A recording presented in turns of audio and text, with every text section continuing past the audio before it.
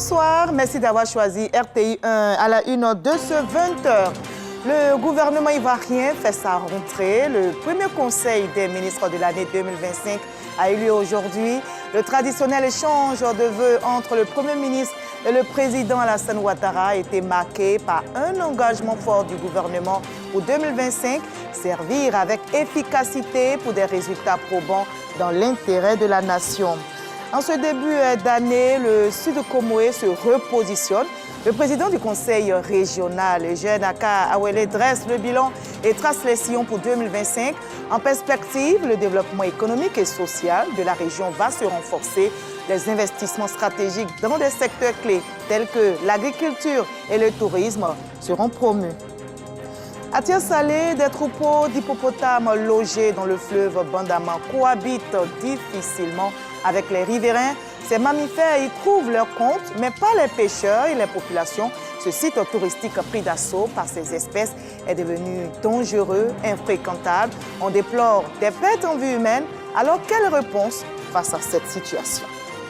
La paix est réclamée en Haïti. Plus de 5600 personnes ont été tuées dans les violences des gangs. Selon le Haut Commissariat aux droits de l'homme, en moyenne, une quinzaine d'Haïtiens sont morts chaque jour à cause des gangs. L'année dernière, l'ONU a recensé 315 cas de lynchage. Soyez les bienvenus sur RTI 1. C'est la rentrée pour le gouvernement ivoirien. Le premier conseil des ministres de l'année 2025 a eu lieu aujourd'hui, mercredi. Le traditionnel échange de vœux entre le Premier ministre et le chef de l'État a été marqué par un engagement très fort du gouvernement pour 2025, servir avec efficacité pour des résultats probants, notamment dans les secteurs de la santé, de l'éducation et de la sécurité. Le ton se veut optimiste à l'orée de la présidentielle, nous rapporte Alexis Ouedraogo. Ce mercredi, au palais présidentiel, les membres du gouvernement hâtent le pas pour ce premier conseil des ministres de l'année 2025. Un gouvernement plus engagé au service des populations, plus à l'écoute de leurs attentes. Voilà l'engagement du Premier ministre Robert Begré-Mambé. Je voudrais porter ici l'engagement de chacune et de chacun des membres du gouvernement à ne ménager aucun effort en vue de mener en cette année électorale l'action gouvernementale au-delà des enjeux politiques avec toujours davantage de rigueur, de pragmatisme et d'efficacité afin de parachever avec succès les chantiers prioritaires du PND 2021-2025. Nous serons encore plus à l'écoute de nos populations en vue de répondre de façon diligente à leurs attentes pressantes. Et combien légitime que votre Excellence, portée au plus haut niveau à travers le projet de société Une Côte d'Ivoire solidaire. Autonomisation des jeunes, souveraineté alimentaire, mise à disposition des logements sociaux, renforcement de l'accès à l'eau potable et à l'électricité, accès aux soins de santé, lutte contre le terrorisme et le blanchiment, autant de défis à relever auxquels s'ajoute celui du maintien de la paix et de la sécurité. Pour le chef de l'État Alassane Ouattara, il faut maintenir le cap, bâtir une Côte d'Ivoire en paix avec une économie forte et résiliente. J'ai été particulièrement sensible à l'engagement que vous venez de réaffirmer d'œuvrer tout au long de cette année 2025 à relever les importants défis qui se dressent devant nous pour bâtir un pays en paix avec une économie forte et résiliente. Comme je l'ai indiqué lors de mon message à la nation, le 31 décembre 2024, la Côte d'Ivoire a accompli d'importants progrès en matière de développement économique et social. Cela a été rendu possible grâce à la pertinence de nos choix stratégiques, à une gestion rigoureuse des finances publiques, au soutien de nos partenaires ainsi qu'aux efforts de nos populations. Il nous faut maintenir le cap en 2025. Et à cet égard, le gouvernement doit poursuivre les réformes, être à l'écoute constante des populations et apporter des solutions concrètes aux problèmes posés. À quelques mois de la présidentielle, il invite les membres du gouvernement à maintenir l'ardeur au travail. L'année 2025 est aussi une année électorale, avec la tenue de l'élection présidentielle en octobre prochain. Ce contexte préélectoral ne doit en aucune façon affecter le travail gouvernemental. Bien au contraire, nous devons rester constants dans l'effort et être à l'écoute de nos concitoyens. Comme je l'ai indiqué dans mon adresse à la nation, l'élection présidentielle sera non seulement apaisée, mais transparente et démocratique. À cet égard, je note avec satisfaction votre engagement à être plus présent sur le terrain, aux côtés des populations. Je vous y encourage car c'est ainsi que nous pourrions mieux partager nos acquis, car notre bilan est solide, expliquer le sens de notre action et répondre efficacement aux préoccupations des populations pour ce qui reste encore à faire. Pour terminer, je voudrais vous adresser, Monsieur le Premier ministre, Messieurs, Mesdames les membres du gouvernement et chers collaborateurs, mes félicitations pour votre dévouement au service de la nation. Et je vous renouvelle mes vœux de bonne et heureuse année 2025, que ce soit une année de paix et une année de consolidation de nos efforts. Je vous remercie. Le prochain Conseil des ministres est fixé au mercredi 15 janvier prochain.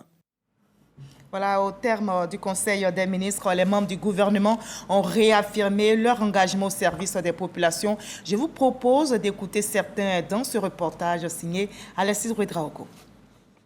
Le ton est donné. Pour 2025, les ministres doivent être plus proches des populations pour mieux faire comprendre l'action gouvernementale. Il faut redoubler d'ardeur pour impacter significativement le quotidien des Ivoiriens. Bientôt, vous allez voir que partout en Côte d'Ivoire, nous allons produire de façon intensive, de sorte qu'on ait de la nourriture en abondance pour nourrir les Ivoiriens. Toutes les dispositions seront prises pour que tous les grands événements attendus par notre pays se passent en toute sécurité. Nous allons nous atteler à offrir aux Ivoiriens un cadre de vie sain. Nous allons poursuivre toutes les réformes pour une école de qualité, une école de mérite, une école dans l'équité, une école dans la transparence. Dans la vision du président, construire beaucoup plus d'infrastructures pour que les Ivoiriens se déplacent mieux. Nous allons accélérer l'accès aux soins grâce à la CMU et faire en sorte que tous les Ivoiriens, partout où ils se trouvent, puissent se soigner. Une année agréable, une année de santé, une année de prospérité pour la Côte d'Ivoire et pour tous les Ivoiriens. La jeunesse reste encore au cœur des priorités du gouvernement. Le POJIGO va commencer à produire ses résultats. Nous ferons en sorte que nous aurons beaucoup plus de résultats en synergie avec les autres membres du gouvernement. Les perspectives sont bonnes pour 2025 pour la gente féminine. Notre secteur culturel et à travers nos artistes ont un potentiel énorme. Nous serons à leur écoute afin que notre pays soit le hub des industries culturelles et créatives. Au niveau du ministère lui-même, il y aura l'accélération des réformes qui sont en cours, entre autres l'augmentation du nombre de bourses et des secours financiers attribués aux étudiants. Je prie le bon Dieu qu'il nous inspire et nous donne la paix, dans la cohésion, dans l'entente, malgré nos différences. Une excellente année à tous égards, à tous les Ivoiriens et à toutes les Ivoiriennes. Aujourd'hui, nous avons un nouveau statut général de la fonction publique qui viendra améliorer nos performances et nos prestations en tant que fonctionnaires et agents de l'État. Très bonne année à tous les fonctionnaires et à tous les Ivoiriens. Renforcer les acquis, améliorer le service. 2025 se veut pour chaque membre du gouvernement un engagement renouvelé au service des populations. On s'engage aussi du côté du sud Komo et justement ce début d'année, la région se repositionne. Le président du conseil régional, Eugène Aka Awele, dresse le bilan et trace les sillons pour 2025. En perspective, le développement économique et social de la région va se renforcer. Les investissements stratégiques dans des secteurs clés tels que l'agriculture et le tourisme seront promus. Jamagagi, Nikez et Yao pour le reportage. Le président du conseil régional du Sud Komoé, Eugène Aka Awele, échange avec la presse. À l'issue de l'année 2024, le premier responsable de la région dresse le bilan des réalisations pour le développement socio-économique de la région. Outre les infrastructures, Eugène Aka Awele se réjouit des investissements consentis dans les domaines agricoles et le tourisme. Le président du conseil régional du Sud Komoé a exprimé son engagement pour l'inclusion de ses administrés. Plusieurs projets sont réalisés pour l'autonomisation des femmes, mais également pour l'insertion professionnelle des jeunes. Pour l'avenir, les perspectives sont prometteuses. Eugène Aka Awele ambitionne de faire de la région du Sud Komoé un pôle d'excellence économique et sociale.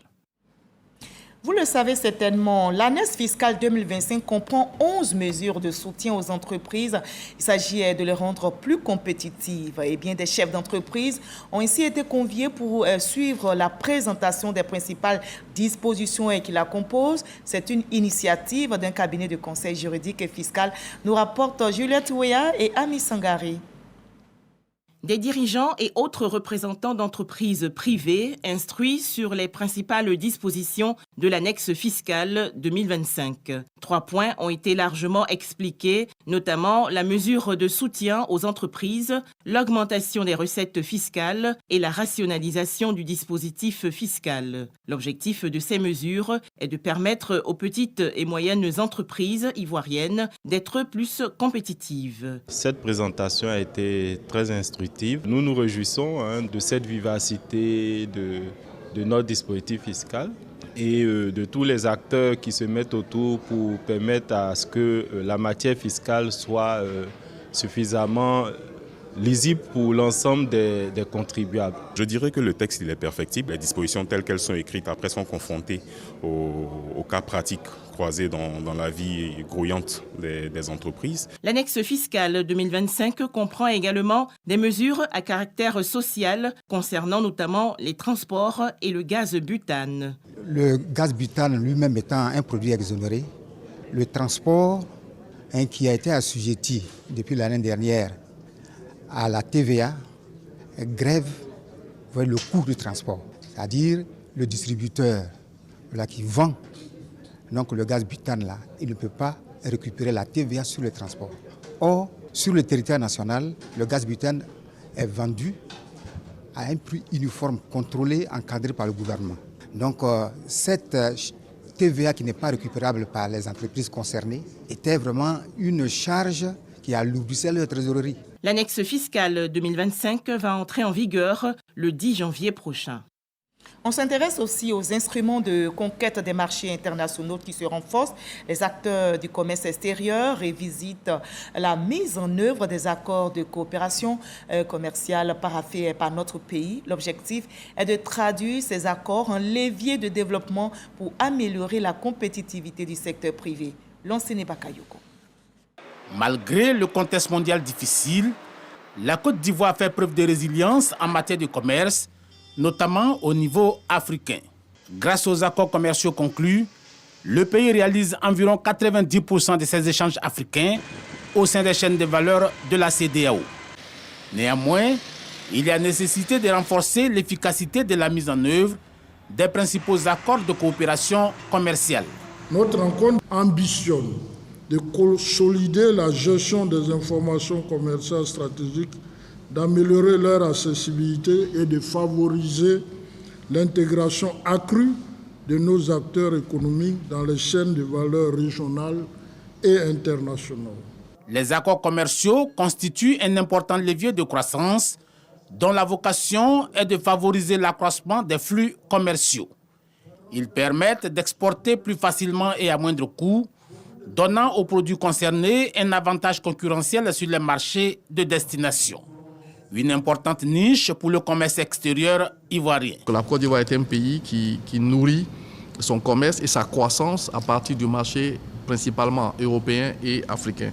Raison pour lesquelles nous avons mis l'accent sur ces accords, les accords sur ces deux régions. Toutes ces initiatives sont en ligne avec le programme d'appui à l'amélioration du climat des affaires pour une transformation structurelle de l'économie ivoirienne, PACA. Ce programme vise la levée des obstacles en matière de climat des affaires et surtout la facilitation de l'accès aux mécanismes de garantie, en particulier pour les micro, petites et moyennes entreprises. Je vous conduis maintenant à Boaké, dans la région de Gbeke, où vient de se tenir la 2e édition de la Nuit du Mérite, organisée par l'Union des journalistes de Boaké. Et lors de cette soirée dédiée à l'excellence, vous allez le voir, plusieurs professionnels ont été distingués pour la qualité de leur travail. La contribution du journaliste au renforcement de la cohésion sociale était au menu. William Skakou, Kades Sogodogo. 2e édition de la Nuit du Mérite de l'Union des journalistes de Boaké, UJB. Placée sous le thème « La contribution du journaliste au renforcement de la cohésion sociale », l'édition 2024 a permis aux journalistes de réaliser des productions sur plusieurs thématiques majeures, telles que l'orpaillage légal, le régime du travailleur indépendant, la promotion de l'élevage, la promotion des eaux et forêts. Je suis heureux d'avoir ces prix-là. Je remercie l'UJB de donner cette opportunité-là à nous qui sommes en région, d'aiguiser un peu nos plumes par le travail bien fait. Les formations que nous ont données les différentes organisations m'ont apporté quelque chose. J'ai travaillé sur une question importante, les impacts de l'orpaillage sur la santé humaine et l'environnement. Et nous devons travailler d'arrache-pied pour que les années à venir, on puisse gravir les échelons. Pour le président de l'IJB, la Nuit du Mérite vise à promouvoir l'excellence et valoriser les acteurs du secteur des médias. Participer à ces prix, c'est devenu montrer que les journalistes de la région de Gbeke sont des professionnels.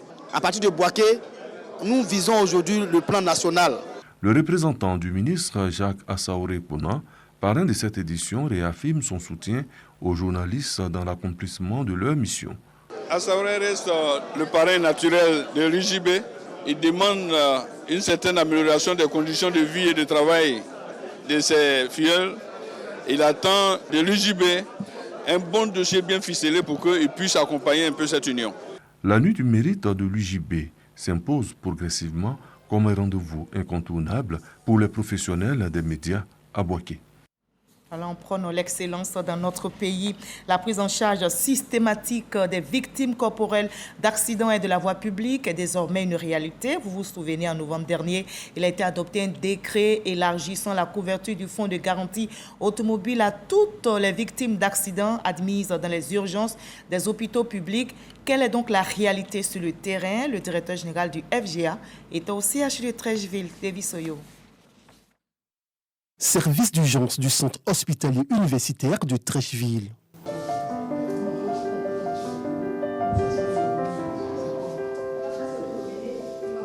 Adama, convoyeur âgé de 23 ans, est victime d'un accident de la route sur l'autoroute du Nord. Présentant quelques blessures, il est pris en charge depuis son arrivée par le personnel médical. Le chauffeur, actuellement, lui, il l'a opéré ce matin. Bon, Dieu a fait grâce, ça va. Bon, quand je suis venu, franchement dit, ils m'ont bien accueilli. Bon. Concernant l'équipation, ça n'a pas été un problème. Dès que nous sommes arrivés, ils se sont occupés de nous sans problème. Tu n'as rien payé? Rien payé. Jusqu'à présent, mais je ne comprends pas. Une fois que ça a rentré, ici rentré, tout le monde a commencé à prendre soin de moi comme si j'ai parents ici. Cette prise en charge rapide, c'est le résultat de l'élargissement du champ d'action du Fonds de garantie automobile FEJA. Mise en œuvre depuis le 20 novembre 2024, cette nouvelle réforme consiste à prendre en charge systématiquement les frais médicaux de toutes les victimes d'accidents de la voie publique admises dans les urgences des hôpitaux publics. Ce jour, le directeur général du Fonds de garantie automobile, accompagné de celui de la Société des transports abidjanais, est sur le terrain. Objectif, s'assurer de l'effectivité de cette nouvelle disposition en faveur des accidentés de la route. Il y a malheureusement une fracture au niveau du col du fémur. Une fracture au niveau du col du fémur et également aussi une fracture au niveau de l'épaule. Et ces 2 lésions-là nécessitent un traitement chirurgical. Voilà, au jour d'aujourd'hui, tout est prêt. Tout est prêt, tout ce dont on a besoin pour faire l'intervention a été mis à notre disposition. J'ai programmé même déjà, je pense, pour demain. Demain, l'intervention pourra se faire. De novembre à janvier, ce sont des centaines de victimes prises rapidement en charge grâce au fonds de garantie automobile. Dans notre mission traditionnelle, c'était que quand un accidenté arrive au CHU ou au CHR, nous devions rechercher l'auteur, c'est-à-dire que la voiture qui est impliquée dans l'accident. Parce que dans notre mission principale, notre mission de base, nous prenons en charge 2 types de victimes. Une victime d'accident quand il y a un défaut d'assurance ou bien un délit de fuite. C'était ça notre mission. Donc on n'avait pas la possibilité de prendre en charge systématiquement la victime. On avait 1 semaine de recherche d'informations avant de prendre en charge la victime. Ce qui n'est pas le cas aujourd'hui. Aujourd'hui, lorsqu'une victime arrive, du fait de cette réforme, nous la prenons systématiquement en charge, de concert bien sûr, avec les responsables du centre hospitalier où les victimes sont admises. Ensuite, nous allons entrevoir l'action récursoire. Cette visite est également l'occasion pour le directeur général de la SOTRA d'exprimer sa gratitude au fonds de garantie automobile pour la prise en charge automatique des victimes de l'accident du 26 décembre dernier au plateau. Bouaké Méïté dresse aussi le bilan du suivi des blessés de cet accident. Toutes les victimes ont été prises en charge et libérées. Il reste 3 malades qui sont encore dans les locaux du CHU, dont 2 ont été opérés. Le 3e sera opéré demain. Pour le directeur général du centre hospitalier universitaire de Treichville, cette nouvelle mesure du gouvernement implémentée par le fonds de garantie automobile facilite la prise en charge des patients. On n'a plus besoin d'attendre de savoir qui va payer, qui va s'acquitter des ordonnances.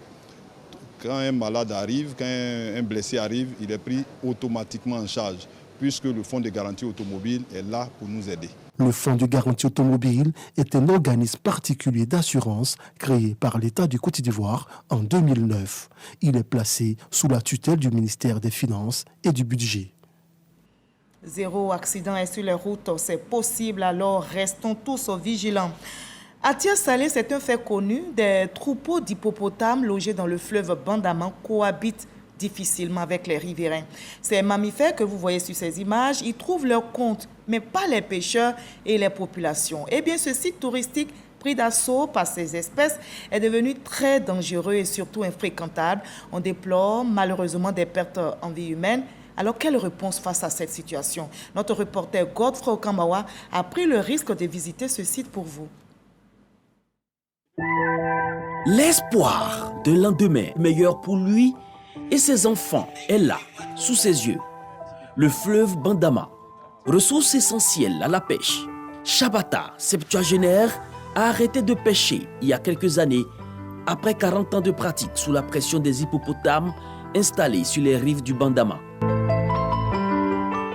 Avant là, on était bien, parce qu'il n'y a pas d'hippopotames, on pêche bien la nuit et de journée.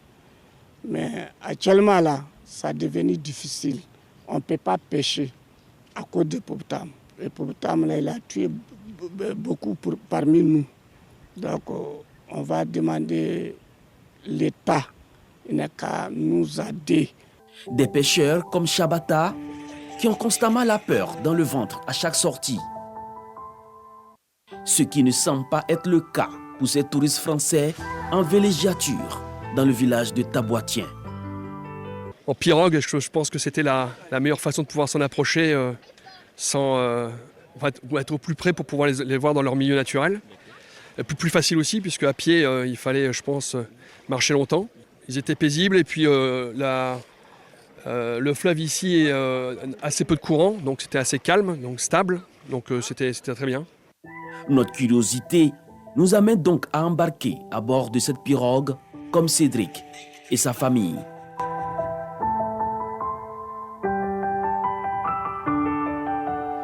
Il faut maîtriser son embarcation et surtout être bien équipé. Trop s'approcher de ces hippopotames pourrait être véritablement fatal, comme en témoignent les chiffres. En cette année, nous avons enregistré malheureusement 2 décès dus à l'attaque des hippopotames. Un dans le Bandama et un décès aussi dans le fleuve Inzi. Ils n'attaquent pas parce qu'il faut attaquer. Un hippopotame attaque quand il se sent en danger, quand il se sent vraiment menacé. Parce qu'ils sont dans leur domaine. Quand tu arrives et que l'hippopotame fait sentir sa présence, parce que dès que tu arrives, l'hippopotame te signale automatiquement que je suis là, en faisant des bruits, pour ne pas que tu l'approches. Donc à partir de ce moment, tu observes une certaine distance entre l'hippopotame et toi. La présence de l'espèce reste une aubaine pour certains riverains qui espèrent voir la relance du tourisme dans la ville de Tiasalé. Ça arrange tout le monde parce que c'est en même temps une découverte. Les gens, pour nous aussi, parce que moi, je n'avais jamais vu un hippopotame de près. Les touristes même qui viennent, quand ils sont là, que l'hippopotame sort, ils veulent même aller sur le nous demandent s'il n'y a pas de pirogues, mais ils voient avec les pêcheurs là, se rapprocher. Avant, on n'avait pas de plantation industrielle en bordure du Bandama. Et ces animaux avaient cette possibilité d'être dans l'eau, sortir, chercher de la nourriture et revenir dans leur milieu. Dans l'eau, je vais dire. Mais aujourd'hui, à cause de beaucoup de choses que nous avons créées nous-mêmes, ils se trouvent un haut restreint et puis ils ont tendance aujourd'hui à agresser, puisqu'ils ne connaissent plus cette tranquillité qui leur était auparavant. Difficile cohabitation entre pêcheurs et hippopotames, espoir d'opportunités d'affaires pour certains. Le sujet préoccupe au plus haut niveau les responsables en charge de la question. Nous leur avons dit de ne pas s'aventurer dans les endroits où se trouvent les hippopotames. Et les pêcheurs estiment que c'est de ces endroits-là qui sont riches en poissons. Donc, en deuxième lieu, nous leur avons dit, s'ils veulent vraiment pêcher dans ces endroits, qu'ils pêchent en groupe, de sorte que lorsqu'il y a une attaque, qu'ils puissent se défendre. Une chose est sûre, ces mammifères féroces aux allures herbivores sont dans leur environnement naturel. On en dénombre à ce jour près de 200 dans le sud Bandama. Voilà, et ici plaise très bien. Notre reporter Godfrey Okambawa a pu regagner la rédaction, heureusement, espérant donc qu'une solution sera trouvée à cette situation. Au plan national politique, le Conseil politique régional du Front populaire ivoirien, FPI, des deux communes d'Abobo et d'Anyama dresse le bilan de ses activités. Également, le vice-président Jean-Marie Koné a présenté le programme du FPI pour 2025, nous rapporte Julien Gogo à Boussanogo. Rencontre du Conseil politique régional Abobo-Anyama du Front populaire ivoirien. Ces échanges entre les militants des deux communes et le vice-président Jean-Marie Koné portent sur les activités à mener et surtout présenter le programme du FPI pour la victoire de son président Pascal Affi N'Guessan. C'est une rencontre de fin d'année. C'est un bilan politique que nous voulons faire de nos activités. Moi, j'ai été nommé, ça fait 2 mois et quelques, et c'est mon bilan de 2 mois que je suis en train de présenter. Quand je prenais les règnes de la région, il y avait seulement 7 fédérations sur les 26 qui étaient installées. Actuellement, il y a 18 fédérations qu'on a pu installer sur les 26. Et je pense que jusqu'en février, on va installer les autres fédérations. Les membres du bureau du Conseil politique régional ambitionnent l'implantation du parti et apportent leur soutien au nouveau vice-président nommé par la direction du parti. D'abord, recevoir le nouveau vice-président VP Koné, qui est en charge de gérer Abobo et Anyama, pour lui donner la bénédiction et encore mieux se préparer pour la victoire du président Affi N'Guessan à Abobo. Nous sommes en train de réorganiser, surtout qu'après le congrès dans les statuts, dit que nous sommes en train de lutter pour qu'il y ait le maximum de femmes. Le Conseil politique régional du FPI, Abobo-Anyama, traduit tout son soutien au président du FPI, Pascal Affi N'Guessan, investi candidat du parti à la présidentielle 2025. Nous partons pour le Soudan où la situation inquiète la communauté internationale. Washington accuse les paramilitaires de commettre des actes génocidaires dans le pays. Anthony Blinken, le secrétaire d'État américain, pointe du doigt les forces de soutien rapide pour les meurtres et viols ciblés des femmes et des jeunes filles. En réaction, le gouvernement américain a décidé d'imposer des sanctions contre le chef du groupe paramilitaire Mohamed Daglo pour son rôle joué dans ces atrocités. Notons que cette guerre dévastatrice a éclaté en avril 2023 entre l'armée soudanaise et les forces de soutien rapide. On prie aussi pour la paix en Haïti. Plus de 5600 personnes ont été tuées dans les violences des gangs. Selon le Haut Commissariat aux droits de l'homme, ce sont en moyenne une quinzaine d'Haïtiens qui sont morts chaque jour à cause des gangs l'année dernière. Et en décembre dernier, un groupe armé a massacré plus de 200 personnes sur fond d'accusation de pratiques vaudou. L'ONU a recensé 315 cas de lynchage. Pourtant, un embargo sur les armes a été décrété par le Conseil de sécurité de l'ONU dans le pays.